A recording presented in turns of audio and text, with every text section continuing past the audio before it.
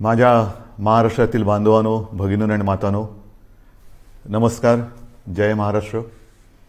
साधारणतः मी एक महिन्यानंतर आपल्याला भेटतोय. गेल्या वेळेला भेटलो होतो तेव्हा मला वाटतं दुसऱ्या दिवशी 1 मे होता, म्हणजे आपला महाराष्ट्र दिन होता. आणि तिथपासून आजपर्यंत साधारणतः मे महिना आता संपला. 1 महिना झालेला आहे.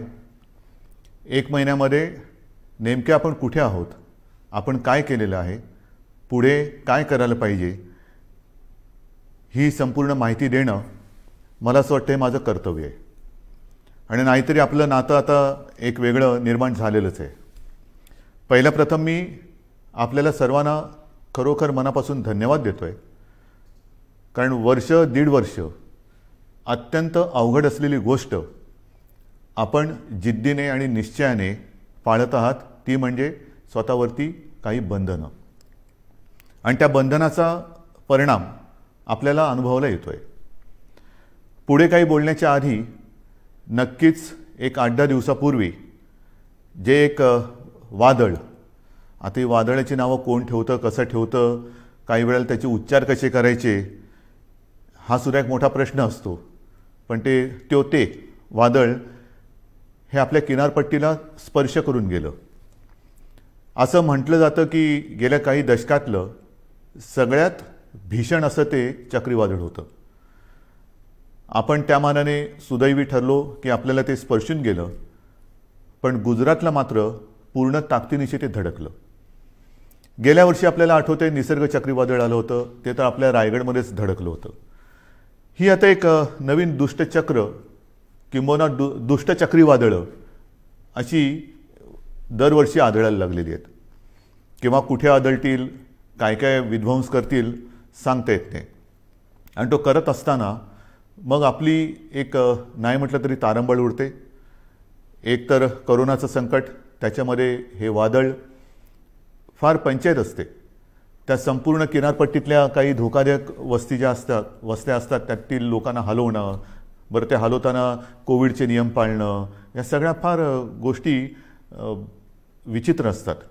आणि त्याही परिस्थितीमध्ये आपल्या प्रशासनाने फार चांगलं काम केलेलं आहे. जनतेनेही चांगलं सहकार्य केलं आणि म्हणून आपण थोडक्यात निभावलो असं मी म्हणतो. आता प्रश्न येतो की हे वादळ आपल्याला स्पर्शून जरी गेलं तरी त्यांनी द्यायचा तो फटका दिलेलाच आहे. मी रत्नागिरी सिंधुदुर्गला जाऊन आलो. हो, मी धावता दौरा केला. कारण मी तिथे गेल्यानंतर एकतर हे वादळ येण्याच्या आधीपासून साधारणतः मिनिटाला माहिती तर मी घेतच होतो. वादळ धडकल्यानंतर सुद्धा ते किती प्रमाणात कुठे काय काय धडकलं, म्हणजे त्याचा जोर जेव्हा आपल्याकडे स्पर्शून जाताना होता, वाऱ्याचा वेग किती आहे, काय किती आहे, हे सगळं मी पूर्ण लक्ष ठेवून होतोच. आणि मग तिथे जाऊन बघितल्यानंतर नुकसान किती झाले ह्याची कल्पना आली. घरावरती झाडं पडलेली आहेत, म्हणजे पडली होती. त्याच्यानंतर काही ठिकाणी वीज पुरवठा खंडित झाला होता. मग आता नुकसान भरपाईची एक गरज असते, ती नुकसान भरपाईची सुद्धा आपण घोषणा केलेली आहे. आणि घोषणा नुसती नाही तर प्रत्यक्ष द्यायला आता ती सुरुवातसुद्धा होणार आहे. महत्त्वाचा मुद्दा असतो याच्यामध्ये तो निकषांचा. मधल्या काळामध्ये माननीय पंतप्रधानांसमवेत जी एक बैठक झाली होती, त्या बैठकीत मी सांगितलं होतं की अशा या आपत्त्या येतात, आपत्ती मागून आपत्ती कधीतरी येते, पण कधी अशी आपत्ती आली, हे चक्रीवादळ आलं, मग पूर येतो, अतिवृष्टी होते, दुष्काळ असतो, तेव्हा केंद्राचे काही निकष आहेत, ज्याला NDRF आणि SDRFच्या निकषाप्रमाणे मदत हे एक परिमाण मानलं जातं. मी त्याही वेळेला विनंती केली होती आणि आता पुन्हा करतोय की ते जे परिमाण आहे, निकष आहेत, ते आता बदलायला पाहिजेत. कारण आता ते थोडे अपुरे पडायला लागलेले आहेत. आता ते निकष काही जरी असले तरी आपण मात्र याही वेळेला कोकणवासियांना आणि जे कोणी त्याच्यामध्ये, म्हणजे अगदी पालघरपासून जिथे जिथे हे नुकसान ज्यांचं झालेलं आहे, त्यांना गेल्या वेळेला वादळात जे निकष लावले ते निसर्ग वादळाचे निकष, त्याच्याप्रमाणेच आपण मदत जाहीर केलेली आहे आणि तशीच ती मदत त्यांना आपण देऊ. हा झाला मुद्दा संकट आल्यानंतर करण्याच्या मदतीचा. पण आता ही संकट जर का वारंवार येणार असतील आणि असं दिसतंय, मग त्याला बदलतं हवामान म्हणा किंवा अन्य काही गोष्टी म्हणा, तर ही वादळ जर का आपल्याकडे दरवर्षी आपल्याला त्रास देणार असतीलच आणि तशी ती देत आहेत म्हटल्यानंतर काही ठिकाणी मात्र ह्या किनारपट्टीवरती कायमस्वरूपी काही उपाययोजना करण्याची गरज आहे. मग ही कायमस्वरूपी उपाययोजनामध्ये काय काय येतं, तर धूप प्रतिबंधक बंधारे आहेत की जेणेकरून लाटा आदळणार नाहीत. मग त्या परिसरामध्ये वीज पुरवठा खंडित होतो, कारण विजेचे खांबच्या खांब उन्मळून पडतात, झाडं उन्मळून पडतात, तरी तारांवरती झाडं पडतात आणि मग तारांबळ उडते आपली. तर अशा वेळेला भूमिगत तारा म्हणजे ज्या वीज वाहक तारा असतात, वायरी असतात, त्या भूमिगत करणं, त्याला आता प्राधान्य देतो आहोत. नंतर भूकंपरोधक घरं काही ठिकाणी करावी लागतील. नंतर आपल्याला ह्या ज्या काही वस्त्या अचानक काही ठिकाणी हलवाव्या लागतात, ही बांधकामंसुद्धा कधी चांगली असतील कधी नसतील, तर पक्के निवारे हे बांधण्याची गरज आहे. पक्के निवारे, कारण काही होऊ शकतं. अशा वेळेला ह्या ज्या काही कायमस्वरूपी सोयी सुविधा आपल्याला करायच्या आहेत त्याच्याबद्दल आपण सुरुवात तर केलेली आहे, पण त्याही बाबतीत केंद्र सरकारशी आपण बोलतो आहोत आणि मला खात्री आहे की केंद्र सरकार लवकरच आपल्याला या बाबतीत नक्की मदत करेल. ही झाली गोष्ट ह्या चक्रीवादळाची, तेच ना त्या वादळाची. मग आपला जो मुद्दा आहे तो साहजिकच आहे. 1-1.5 वर्ष जी लढाई चालली ती कोरोना. या कोरोनाच्या लढाईमध्ये आपण आत्तापर्यंत काय काय केलेलं आहे हे पहिल्यांदा आपल्याला सांगतो. आपण ज्या काही घोषणा केल्या होत्या की कोणाला काय काय देणार, तर साधारणतः आपण कुठे आहोत, काय दिलेलं आत्तापर्यंत, तर अन्न सुरक्षा योजनेमध्ये जवळपास 2,74,000 मेट्रिक टन धान्याचे मोफत वितरण आपण केलेलं आहे. शिवभोजन थाळीमध्ये सुद्धा 54-55 लाख थाळ्या यांचं मोफत वितरण आत्तापर्यंत आपण केलेलं आहे. संजय गांधी निराधार, श्रावणबाळ, वृद्धापकाळ वेतन, विधवा निवृत्ती वेतन, दिव्यांग निवृत्ती यामध्ये जवळपास 850 कोटी रुपये लाभार्थ्यांच्या बँक खात्यामध्ये थेट जमा झालेले आहेत. 850 कोटी रुपये लाभार्थ्यांच्या खात्यात जमा झालेले आहेत. त्याच्यानंतर नोंदणीकृत बांधकाम कामगारांसाठी साधारणतः हे कामगार 10 लाखाच्या आसपास आहेत. त्यांना आपण 154 कोटी 95 लाख रुपयांचा निधी थेट त्यांच्या बँक खात्यात आपण जमा केलेला आहे. घरेलू कामगारांसाठी सुद्धा 34,42,000 रुपयांचा निधी हा जमा झालेला आहे त्यांच्या खात्यात. फेरीवाल्यांसाठी सुद्धा जवळपास ते अजून चालू आहे. ह्या सगळ्या गोष्टी अजून चालू आहेत. हे आत्तापर्यंत काय केले हे मी तुम्हाला सांगतोय. फेरीवाल्यांसाठी साधारणतः 52 कोटी रुपयांचा निधी आत्तापर्यंत आपण दिलेला आहे.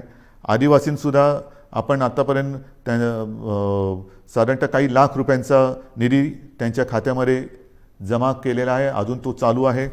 जिल्हाधिकारी यांना मी सुरुवातीलाच सांगितलं होतं की ह्या काळामध्ये आपण 3300 म्हणजे 3,300 कोटी रुपयांचा निधी हा ह्या कोविड काळासाठी आपण त्यांच्यासाठी मंजूर केला होता. पण प्रत्यक्षात मात्र आत्तापर्यंत 3,865 कोटींचा निधी त्यांना आपण उपलब्ध करून दिलेला आहे.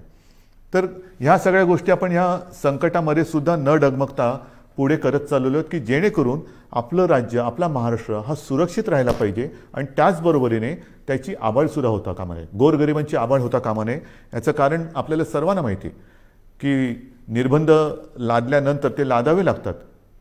फार त्याच्यासारखं वाईट काम असेल कोणतं असं मला वाटत नाही की लोकांवरती, जनतेवरती, आपल्या स्वतःच्या जनतेवरती निर्बंध लादणं. जी जनता आपल्यावरती प्रेम करते आहे, जी जनता आपल्याला आपलं मानते आहे, आपल्या घरातील एक मानते आहे, त्यांच्यावरती बंधनं लादणं यासारखं दुसरं कोणतेही कटू काम कोणाला करावं लागत असेल असं मला वाटत नाही. पण ते मला नाईलाजाने करावं लागते. आपल्या राज्याच्या आणि आपल्या सगळ्यांच्या जीवाच्या काळजीने आणि काळजीपोटी करावं लागते. बरं, आता ही त्याची तुम्हाला माहिती दिल्यानंतर साधारणतः आता काही जण असं म्हणत आहेत की आता लाट आहे ती खाली यायला लागलेली आहे, मग आता काय करणार, ही निर्बंध उठवणार का? तर याचीसुद्धा मला एक तुम्हाला माहिती देण्याची आवश्यकता वाटते की नेमकं आपण कुठे आहोत. एक गोष्ट नक्की की गेल्या वेळेला मी आपल्याशी बोललो होतो त्याच्यात आणि आत्तामध्ये खूप फरक पडलेला आहे, नक्कीच पडलेला आहे. म्हणजे जर आपण पाहिलं तर आत्ता साधारणतः म्हणजे 30 मे आजची जी परिस्थिती आहे त्याच्यात आपल्याकडे आज 18,000च्या आसपास रुग्णसंख्या आहे सापडलेली. मात्र अजूनही जी रुग्णसंख्या आहे ती एक 2-5 दिवसापूर्वीचा जर का आकडा पाहिला तर गेल्या लाटेमध्ये जी एक सर्वोच्च ज्याला आपण पीक म्हणतो ती जी संख्या होती तिच्या बरोबरीत आहे.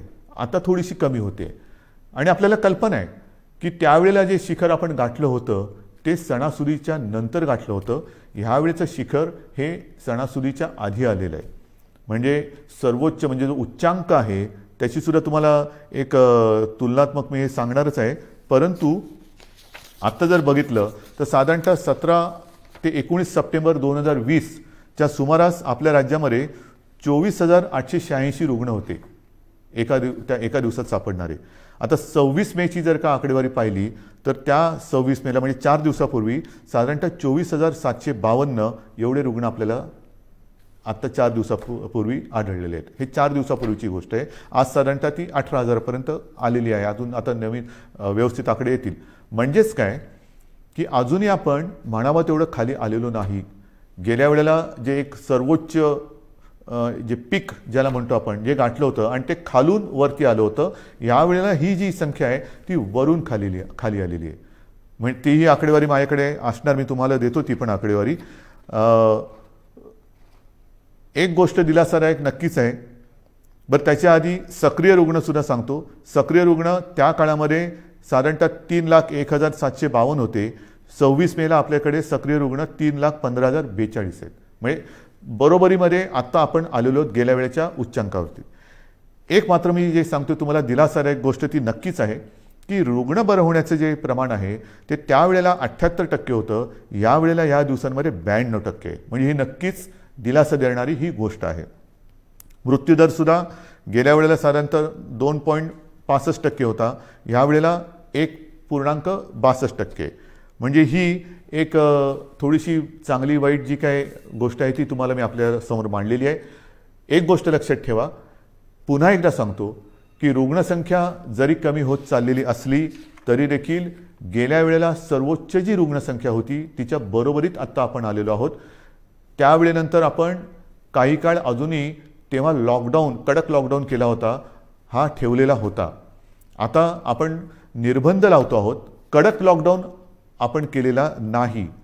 पण हे मी तुम्हाला सांगत असताना जशी ही रुग्णसंख्या काही ठिकाणी किंवा बऱ्याच ठिकाणी कमी होत चाललेली असली तरी देखील महाराष्ट्रामध्ये मात्र काही जिल्हे असे आहेत की त्या जिल्ह्यांमध्ये काही कारणं असतील, निर्बंध थोडेसे शिथिल असतील, थोडंसं एक मोकळीक लोक जास्त घेत असतील, काही जिल्ह्यात रुग्णसंख्या हलकीशी वाढताना दिसते आणि ती मला थोडीशी काळजीची गोष्ट वाटते.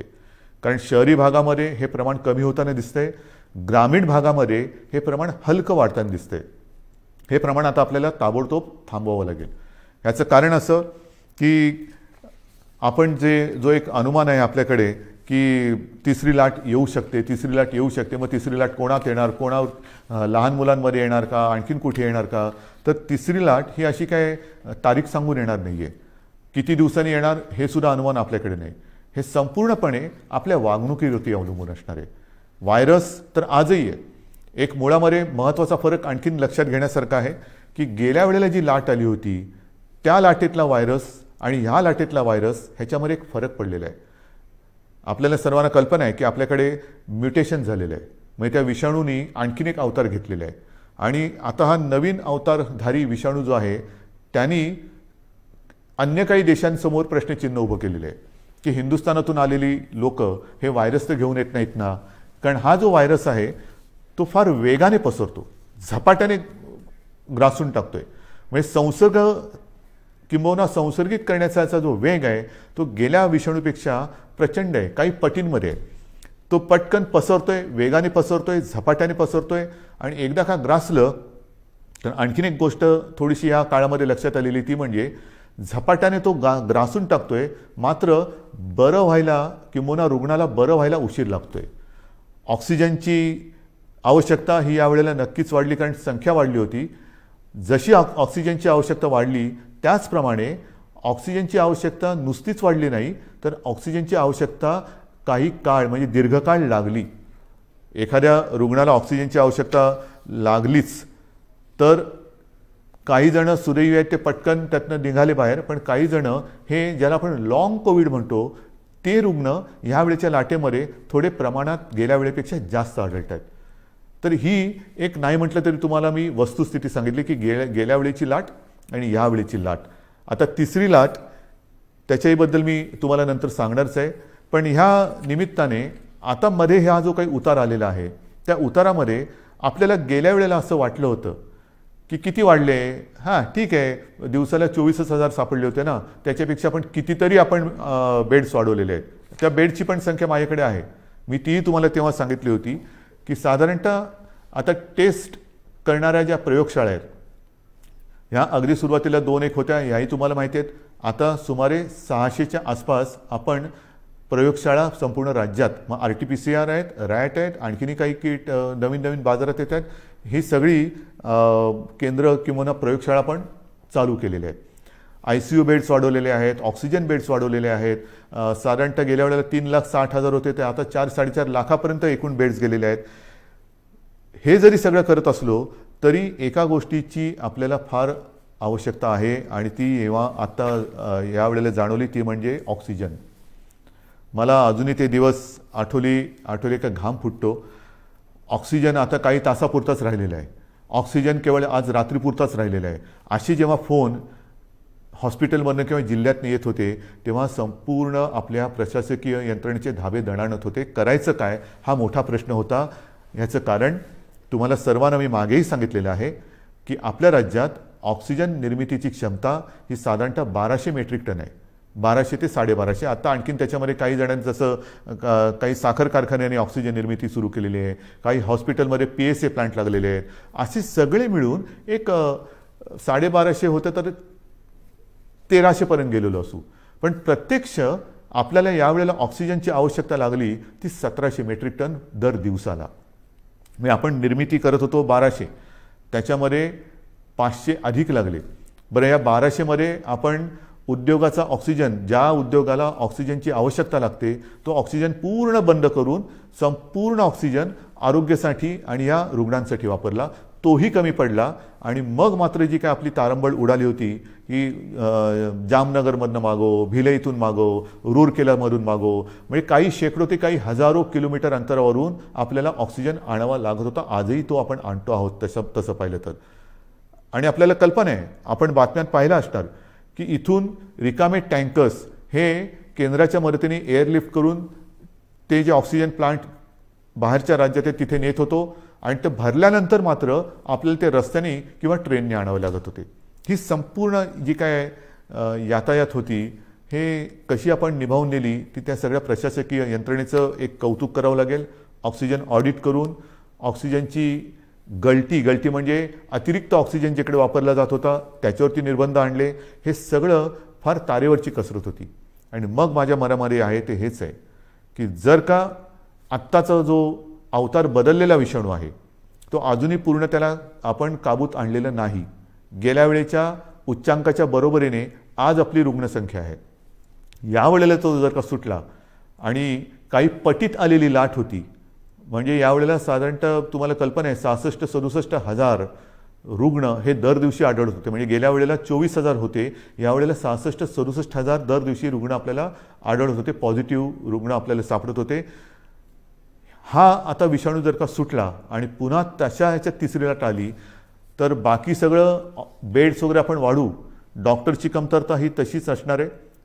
ऑक्सिजनची कमतरता पडली तर मग मात्र आपल्याला फार कठीण जाणार आहे. त्याच्यामुळे ह्या काही गोष्टी ह्या आपल्याला लक्षात घेऊन पुढची पावलं ही खूप सावधतेने टाकावी लागणार आहेत. बरं, हे कमी पडते की काय म्हणून ते आता नवीन आलेलं आहे म्युकॉरमायकोसिस, काळी फंगस. ही काळी जादू माहिती होती, काळी विद्या माहिती होती, आता काळी फंगस आलेली आहे. म्हणजे बुरशीसुद्धा, काळी बुरशी, म्युकॉरमायकोसिस.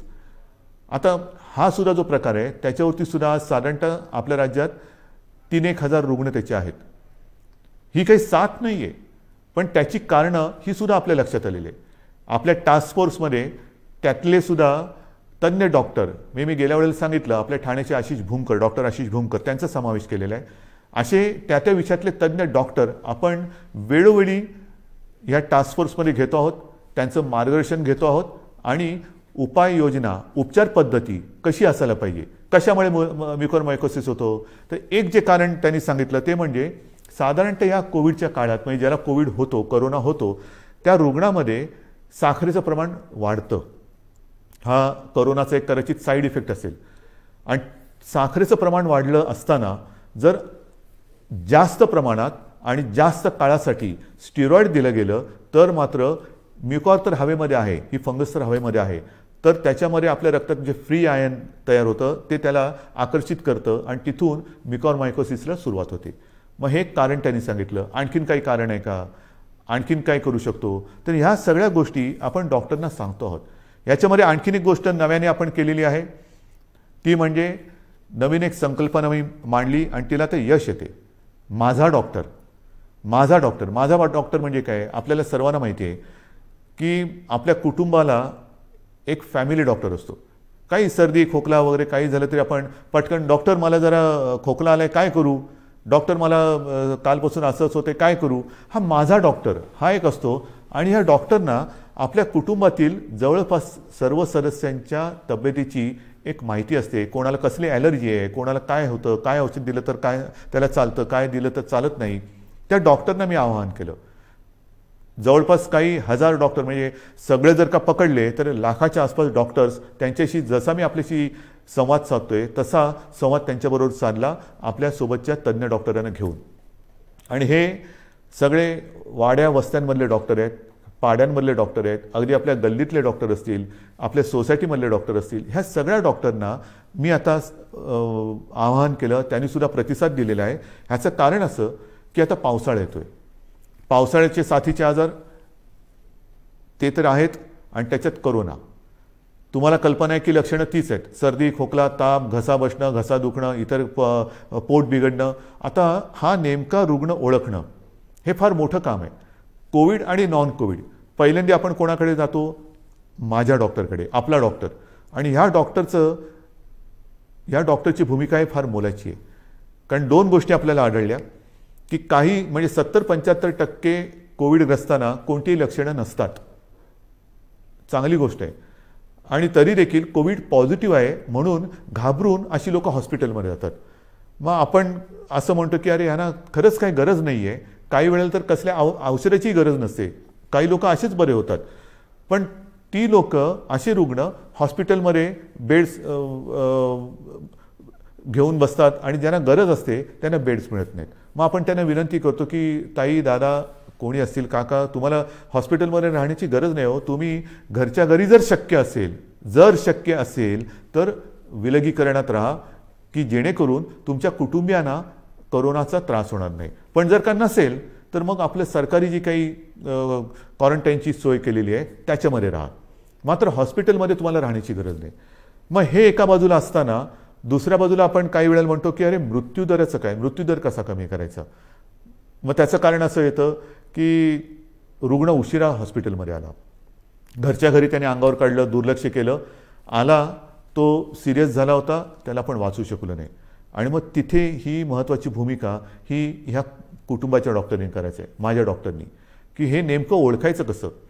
त्याला औषधं देताना कोणती औषधं द्यायची, कोणाला कोणती औषधं देण्याची गरज आहे, अनावश्यक अनाठई आणि औषधांचा अतिरेक टाळा हे सर्व तज्ज्ञ डॉक्टरांचं म्हणणं आहे. कारण नसताना औषधं देऊ नका, आवश्यकतेनुसारच औषधं द्या. स्टिरॉइड कोणाला द्यायचं, किती प्रमाणात द्यायचं हे नीट ठरवून द्या. आणि घरी किंवा आपल्या विलगीकरण कक्षामध्ये सरकारच्या किंवा महापालिकांच्या एखादा रुग्ण जर का उपचार घेत असेल तर त्याला नेमकी कोणती लक्षणं आहेत की ते लक्षण दिसल्याबरोबर त्याला हॉस्पिटलमध्ये आणलं पाहिजे की जेणेकरून त्याला हॉस्पिटलमध्ये यायला उशीर होणार नाही आणि त्याचा जीव आपण वाचू शकू. तर ह्या महत्त्वाच्या गोष्टी या फॅमिली डॉक्टरनी करायच्या आहेत. एक तर कोविड नॉन कोविड ओळखणं हे फार महत्त्वाचं आहे. ते ओळखल्यानंतर कोविड रुग्ण असेल त्याच्या घरामध्ये विलगीकरणाची सोय नसेल तर त्याला सांगितलं पाहिजे की तू कोविडग्रस्त आहेस, तू या इकडे राहा. आणि मग त्याला औषधं देण्याची जबाबदारी आणि हे लक्षणं ओळखण्याची एक जबाबदारी ही या डॉक्टरने करायची. आणि मला खात्री आहे की ज्या पद्धतीने या सर्व डॉक्टरांनी प्रतिसाद दिलेला आहे तो प्रतिसाद पाहिल्यानंतर कोविडचं युद्ध आपण नक्कीच जिंकू शकतो. आता तिसरी लाट ही जी काही येणार म्हणतो आहोत, काही जणांचं म्हणणं असं आहे की जर का वयाप्रमाणे म्हटलं तर पहिली लाट ही ज्येष्ठ नागरिकांमध्ये आली, दुसरी लाट ही युवा ते मध्यम वयीन नागरिकांमध्ये आली, तर वयोमानाप्रमाणे म्हटलं तर कदाचित तिसरी लाट ही बालकांमध्ये येऊ शकेल. आणि मग काय करायचं. काही जणांचं म्हणणं आहे की तसं बालकांमध्ये येण्याचं कारण नाही, पण आली तरी घाबरण्याचं कारण नाही आहे, कारण बालकांमध्ये मुळामध्येच रोगप्रतिकारक शक्ती ही आपल्यापेक्षा जास्त असते. मात्र एक गोष्ट लक्षात घ्या की लहान मुलांमध्ये साथ ही येऊ नये, येणारच नाही ही माझी प्रार्थना आहे. पण ती आलीच तर ती आपल्याच माध्यमातून येणार आहे.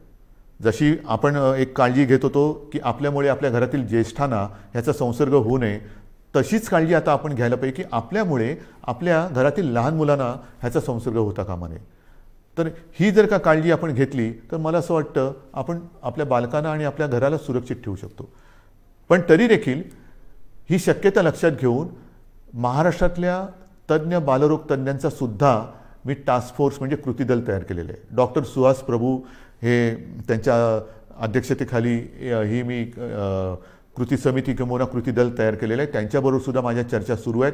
महाराष्ट्रातील सगळ्या बालरोग तज्ज्ञांची सुद्धा एक बैठक घेऊन झालेली आहे. त्यात सुद्धा काही हजार बालरोग तज्ज्ञ हे सामील झालेले आहेत. संपूर्ण सज्जता ही प्रत्येक जिल्ह्यात आपण करतो आहोत. कुठेही सरकार म्हणून आपण कमी पडत नाही आहोत. सगळ्या सोयी सुविधा ज्या ज्या काही करण्याच्या गोष्टी आहेत त्या आपण करतो आहोत.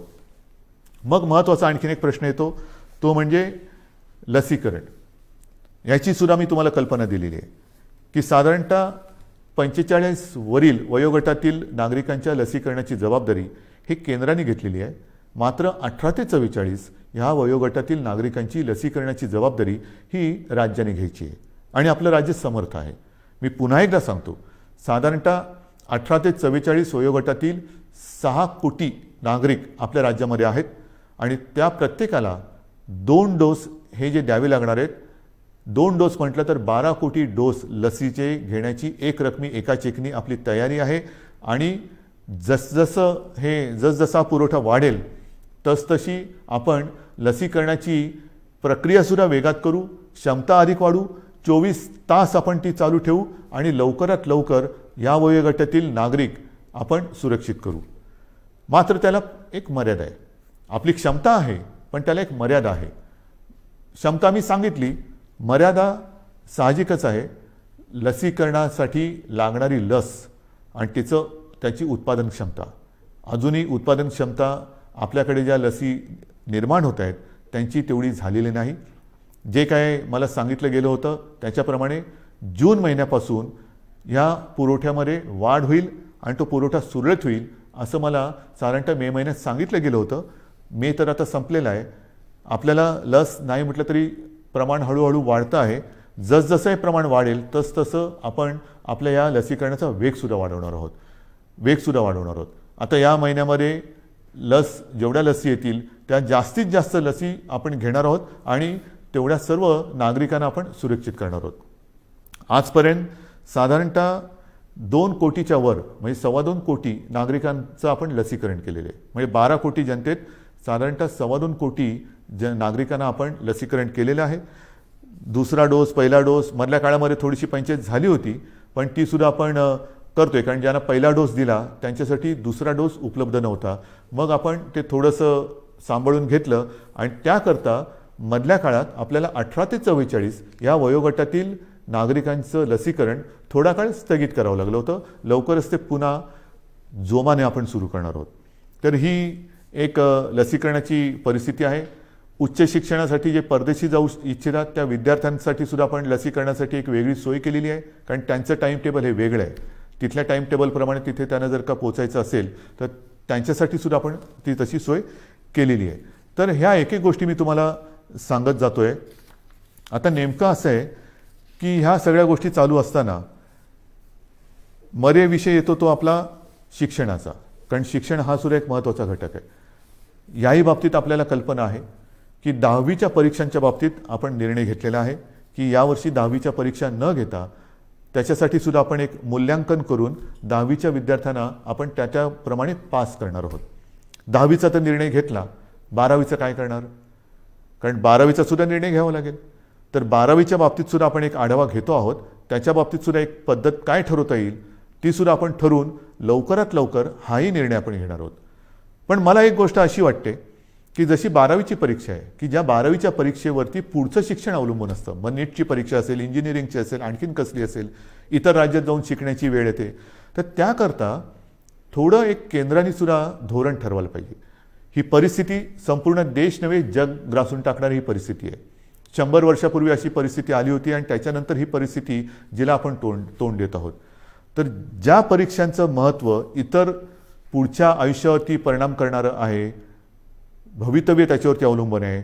मी माननीय पंतप्रधानांना गेल्या वर्षी एक विनंती केली होती, तीच आज आपल्या माध्यमातून करतोय. कदाचित मी पत्र पण लिहायचे असेल तर पत्र लिहीन, बोलायची आवश्यकता असेल तर बोलीन सुद्धा, की काही वेळेला हे जे निर्णय आहेत ते सर्व देशासाठी त्याचं एक धोरण असलं पाहिजे. की 12वीची परीक्षा आहे, काय करायला पाहिजे, आणखीन काही परीक्षा असतील तर देशात त्याचा जर का एक पडसाद उमटणार असतील तर देशासाठी एक धोरण असायला पाहिजे. शैक्षणिक धोरण हे एक असायला पाहिजे. हा निर्णय हा केंद्राने एक घ्यायला पाहिजे. केंद्राने एक थोडंसं आम्हाला मार्गदर्शन करायला पाहिजे. 10वीचा निर्णय आम्ही घेतला, 12वीचं पण आम्ही घेणार आहोत, पण तो निर्णय देशभर सारखा पाहिजे. नाहीतर एखाद्या राज्यामध्ये समजा ही परिस्थिती आटोक्यात असली तर तिकडे परीक्षा होते, एखाद्या राज्यामध्ये परिस्थिती आटोक्याच्या बाहेर असेल तर परीक्षा होणार नाही. विद्यार्थ्यांचं नेमकं भवितव्य काय, तर त्याच्यात सुद्धा एक समानता असली पाहिजे. ठीक आहे, काही वेळेला राज्यांच्या परिस्थितीनुसार, जसं मी तुम्हाला सांगितलं की आज सुद्धा आपल्या राज्यामध्ये काही जिल्ह्यामध्ये परिस्थिती कोविडची आपण काबूत आणलेली आहे, काही मात्र ठिकाणी थोडीशी अजूनही वाढते आहे. असं काही राज्यांमध्ये आहे. काही राज्यांची परिस्थिती चांगली आहे, काही राज्यांमध्ये अजूनही वाढते, काही राज्य तसे स्थिर आहेत. तर धोरण मात्र एक असायला पाहिजे. आणि मी माननीय पंतप्रधानांना एकदा पुन्हा विनंती करणार आहे. पण त्याचबरोबरीने या गोष्टी ज्या आपण बघतो आहोत की साधारणतः लाटांमागून लाटा येत आहेत, मग काय करायचं. ऑफिसच्या बाबतीत जसं मी म्हटलं की वर्क फ्रॉम होम, तसंच शिक्षणाच्या बाबतीत सुद्धा काही क्रांतिकारक निर्णय आपल्याला घेण्याची गरज आहे. की काय करता येईल, अजूनही हे नेटवर्किंग कसं करता येईल, केबलिंग कसं करता येईल, की मुलांना सुद्धा जर का हा लॉकडाऊन किंवा कोविड अजून काही महिने काही काळ चालला, आपल्याला असं वाटलं होतं की 2020 हे वर्ष कोविडग्रस्त म्हणून होईल आणि 21मध्ये सगळी दारं उघडतील, तर झालं भलतंच. 20पेक्षा अधिक मोठ्या प्रमाणात ती लाट आली. आणि ती लाट आल्यानंतर सणासुदीला अजून सुरुवात व्हायची, त्याच्या आधी ही मोठी लाट आली. पुढे कसं जायचं हा एक प्रश्न आहे. तो प्रश्न सोडवताना शिक्षणाचा प्रश्न कसा सोडवायचा, शिक्षण चालू राहिलं पाहिजे, तर त्याच्यासाठी शिक्षणामध्ये सुद्धा काही क्रांतिकारक निर्णय घेण्याची आवश्यकता आहे. आणि त्याही बाबतीमध्ये आपण निर्णय घेत आहोत, काही योजना तयार करतो आहोत. वर्क फ्रॉम होमसारखं शिक्षण कसं करता येईल, ऑनलाईन काय करता येईल का, ह्या सगळ्या गोष्टी आपण बघतो आहोत की जेणेकरून आपल्याला त्याच्यात त्रास होणार नाही. जसं मी तुम्हाला सांगितलं की तिसऱ्या लाटेची तयारी करताना मी गेल्या महिन्यामध्ये काही उद्योगपतींची बैठक घेतली होती, याही आठवड्यात मी घेणार आहे. की लॉकडाऊनसारखी परिस्थिती निर्माण झाली तरी देखील अर्थचक्र फिरलं पाहिजे. आणि अर्थचक्र फिरण्यासाठी उद्योगधंद्यांनी काय करायला पाहिजे, कामगारांची व्यवस्था कशी केली पाहिजे, ह्या जशा काही गोष्टी करायच्या आहेत तशाच काही गोष्टी आपल्याला शिक्षणासाठी सुद्धा कराव्या लागणार आहेत. आणि ह्या सगळ्या गोष्टी करत असताना आपल्याला सर्व काही हळूवारपणाने पूर्वपदावरती आणावंच लागेल. एक एक गोष्ट नाही तर प्रत्येक वेळेला कोरोना वाढला की लॉकडाऊन करा, कोरोना कमी झाला की कुलूप उघडा, म्हणजे मला फक्त तेवढंच एक चावीवाल्याची भूमिका करावी लागली. अशी एकदा चावी फिरवा, अशी एकदा चावी फिरवा, हे काय काम आवडणारं काम नाही आहे. आपल्याला कोविडसोबत राहायचं नाही, तर कोविडवरती मात करायची आहे. आणि म्हणून मला असं वाटतं की काही गोष्टी ह्या आता आपल्याला जाणीवपूर्वक कराव्या लागतील. मधल्या काळामध्ये एक थोडीशी शिथिलता आणण्याचा आपण प्रयत्न केला. ती शिथिलता, त्याचे दुष्परिणाम ते सुद्धा आपण बघितलेले आहेत. आणि मग काही गोष्टी ह्या आपल्याला अंगीकाराव्याच लागतील. ज्या 3 गोष्टी सातत्याने सांगतो, मास्क वापरा, हात धुवा, अंतर ठेवा, त्याबरोबरीने आपल्याला काही मोहिमा, जसं माझे कुटुंब माझी जबाबदारी, ही मोहीम आपण राबवली, यशस्वीपणाने राबवली, त्याचाही चांगला परिणाम आपल्याला मिळाला. आता पुढे काय करायचं, मला असं वाटतं जर का आपण ठरवलं, आणि आपण ठरवू शकतो, हे जे काही आपण नियंत्रण आजसुद्धा दुसऱ्या लाटेवरती आपण आणलेलं आहे. आज सर्वत्र देशात आणि परदेशात सुद्धा महाराष्ट्राचं कौतुक होते, महाराष्ट्र सरकारचं कौतुक होते. पण हे कौतुक केवळ सरकारचं नाही तर आपलं आहे, मायबाप जनतेचं आहे. सरकार काय करणार, सरकार नियम लावेल, सरकार बंधनं टाकेल, पण जनतेने जर का सहकार्य नाही केलं तर कोणतेही सरकार यशस्वी होऊ शकत नाही. तर आत्ताचं हे नियंत्रण आहे, आत्ताचं जे काही नाही म्हटलं तरी आपण, मी यश अजून म्हणत नाही पण नियंत्रणच म्हणू, हे संपूर्णपणे आपलं श्रेय आहे, माझ्या माता भगिनींचं आणि बांधवांचं श्रेय आहे. आपण सहकार्य केलं नसतं तर कोविडचा लढा आज दुसऱ्या वेळेला आपण काबूत आणू शकलो नसतो. अजून तो संपलेला नाही, पण मला खात्री आहे तुम्ही जिद्दी आहात, तुम्ही लढवय्ये आहात. तुम्ही एकदा जर का मनात आणलं तर ते तुम्ही करू शकता. आणि म्हणून मी तुम्हाला एक गोष्ट आणखीन सांगणार आहे की जसं माझे कुटुंब माझी जबाबदारी आपण एक मोहीम राबवली, मी जबाबदारी मोहीम राबवली, तसं जर का प्रत्येकाने ठरवलं, कारण मी आपल्याला बोललोच की आता शहरी भाग आणि ग्रामीण भागामध्ये ही लाट वाढते आहे. थोडं लाट म्हणजे थोडीशी रुग्णवाढ होते. शहरांमध्ये आता नाही म्हटलं तरी बऱ्यापैकी नियंत्रणात आहे.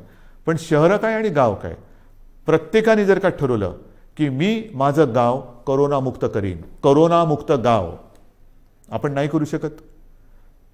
करोनामुक्त गाव जर प्रत्येक नागरिकाने जर ठरवलं की माझं घर मी करोनामुक्त ठेवीन, माझं घर करोनामुक्त, सगळ्यांनी ठरवलं माझं घर करोनामुक्त, तर ती वस्ती करोनामुक्त झाली. सर्व वस्त्यांनी जर ठरवलं की आपण करोनामुक्त राहायचं, गाव करोनामुक्त झालं. गावाने सर्व ठरवलं तालुका करोनामुक्त होणार, जिल्हा करोनामुक्त होणार, सर्व राज्य करोनामुक्त होईल. आणि होऊ शकतं, झालेलं आहे. माझ्यासमोर आता 3 नावं आहेत. एक तर आपल्याला सर्वांना कल्पना आहे, आपले पोपटराव पवार, हिवरे बाजार, त्यांनी त्यांचं गाव करोनामुक्त केलेलं आहे. त्याचबरोबरीने 2 तरुण मुलं आहेत, मला कौतुक आहे त्यांचं, नवीन सरपंच आहेत. एक आहे ऋतुराज देशमुख, सरपंच घाटणे, तालुका मोहोळ, आणि दुसरी आहे कोमलताई करपे, ह्या सुद्धा आंत्रोळी तालुका दक्षिण सोलापूरच्या. ह्या तिघांनी म्हणजे पोपटराव पवारांनी तर केलंच, पण ह्या दोघांनी 2 तरुण मुलं आहेत, ह्या दोघांनी आपापलं गाव करोनामुक्त केलंय. मग मुलं करू शकतात तर आपण नाही करू शकत. आजपासून आपण निश्चय केला पाहिजे की गाव करोनामुक्त करायचं, करोनाला थारा द्यायचा नाही. संपूर्ण सरकारी यंत्रणाही तुमच्यासोबत आहे. ज्या ज्या काही गोष्टी केल्या मी या तिघांशी बोलणार आहे, पोपटरावांशी बोलणार आहे, ऋतुराजशी बोलणार आहे आणि कोमलताईशी सुद्धा बोलणार आहे की काय नेमकं तुम्ही केलं. आणि जर शक्य असेल तर मी एकदा जसं मी आज तुमच्याशी बोलतोय फेसबुकवरनं, तसं या तिघांनाही तुमच्याशी बोलायला लावणार आहे. मी आपल्या राज्यातल्या सर्व सरपंचांना सांगतोय की या 2 सरपंचांनी जर त्यांचं गाव करोनामुक्त करू शकले तर आपण आपलं गाव का नाही करोनामुक्त करू शकत. आणि हा निश्चय जोपर्यंत आपण करत नाही तोपर्यंत ही नुसती उघडझाप जशी ती गेलेली ट्यूबलाईट, कधी उघडझाप कधी पेटते, कधी बंद होते, कधी पेटते, ही अशा ट्यूबलाईटसारखं नको. आपल्याला लख्ख प्रकाश टाकायचं आहे. जे काही करायचं ते लख्ख प्रकाशात करायचं.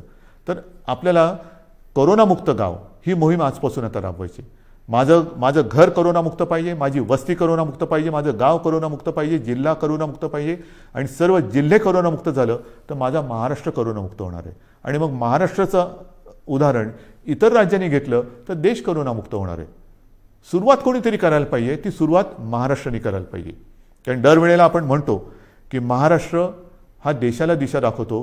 ही दिशा आता दाखवण्याची वेळ आलेली आहे. गाव आपल्याला करोनामुक्त हे करावंच लागेल. आणि हे मला खात्री आहे की आपण केल्याशिवाय राहणार नाही. आज मी आपल्याशी बोलताना पावसाळा तोंडावर आहे, कृषीचा हंगाम सुरू होतोय. हंगाम सुरू होतं म्हटल्यानंतर मला तमाम शेतकरी दादांना सांगायचे की गेल्याही वर्षी महाराष्ट्राच्या अर्थव्यवस्थेला तुम्ही मोठा हातभार लावलेला आहात. शेती आणि शेतीविषयक सगळे व्यवहार हे आपण थांबू दिले नव्हते, याही वेळेला थांबू देणार नाही आहोत. मग तुमचे बियाण्यांची दुकानं असतील, खतापाण्याची दुकानं असतील, इतर अवजारांची दुकानं असतील, तीसुद्धा आपण इतर काही दुकानं आपल्याला बंद ठेवावी लागली तरी ही दुकानं आपण बंद ठेवणार नाही आहोत. मात्र त्याला थोडंसं एक वेळेचं बंधन ठेवावं लागणार आहे. पण हे करताना कृपा करून गर्दी होऊ देऊ नका. एकतर स्वतः तोंडाला मास्क लावा. ह्या हंगामामध्ये मग नांगरणी असेल, पेरणी असेल, अमुक असेल, तमुक असेल, मग उद्या कापणी होईल, अमुक होईल, मग शेतमजूर इकडे तिकडे यायला जायला लागतील. पण ही सगळी जी वर्दळ आहे ती वर्दळ करताना कोरोनाविषयक ज्या काही नियमावली आहेत त्या कृपा करून पाळा. कारण आपण केवळ राज्याचेच नव्हे तर देशाचे अन्नदाते आहेत. आणि अन्नदात्याचं जर का आरोग्य बिघडलं तर देशाचं आरोग्य बिघडलं. आपण अन्नदाते आहात, आपण सुरक्षित राहा. आपल्याला संपूर्ण सहकार्य सरकार करतं आहे, सरकार करेल. आपल्या कृषीविषयक ज्या काही गोष्टी असतील त्याच्यावरती कोणतीही बंधनं आपण टाकत नाही आहोत.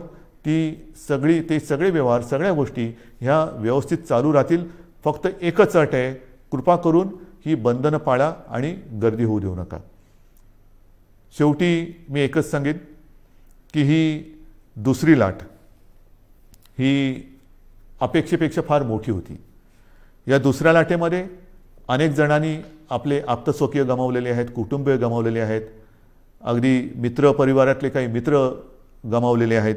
यामध्ये काही बालकं ही अनाथ झालेली आहेत, काही पालकांनी आपली बालकं गमावलेली आहेत. फार विचित्र आहे, ही साथ फार विचित्र आहे. आणि ही साथ एवढी वाईट आहे की हा म्हणता ओळखी पाळखीची माणसं ही आपल्याला सोडून गेलेली आहेत. यापुढे मात्र असं होऊ देता कामा नये. जी बालकं दुर्दैवाने अनाथ झालेली आहेत त्या बालकांसाठी केंद्र सरकारने एक योजना जाहीर केलेली आहेच, पण तरी देखील आपलं राज्य सरकारसुद्धा एक योजना करते.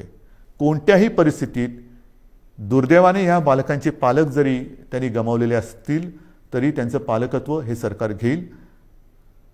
त्यांची आयुष्यातील वाटचाल ही मात्र आम्ही पोरकी होऊ देणार नाही, अनाथ होऊ देणार नाही.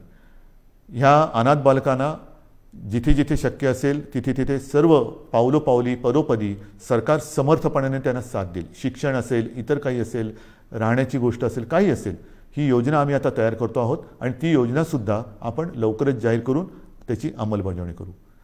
बांधवांनो, भगिनींनो आणि मातांनो, दुसऱ्या लाटेवरती आपण नियंत्रण आणतो आहोत. मात्र हे नियंत्रण आणत असताना काही जण कदाचित कुरबुर करतील, कारण अजून नाईलाजाने आपल्याला हे निर्बंध पुढचे 15 दिवस वाढवावे लागत आहेत. हे वाढवल्यानंतर म्हणजे 15 जूनपर्यंत हे वाढवावे लागतच आहेत.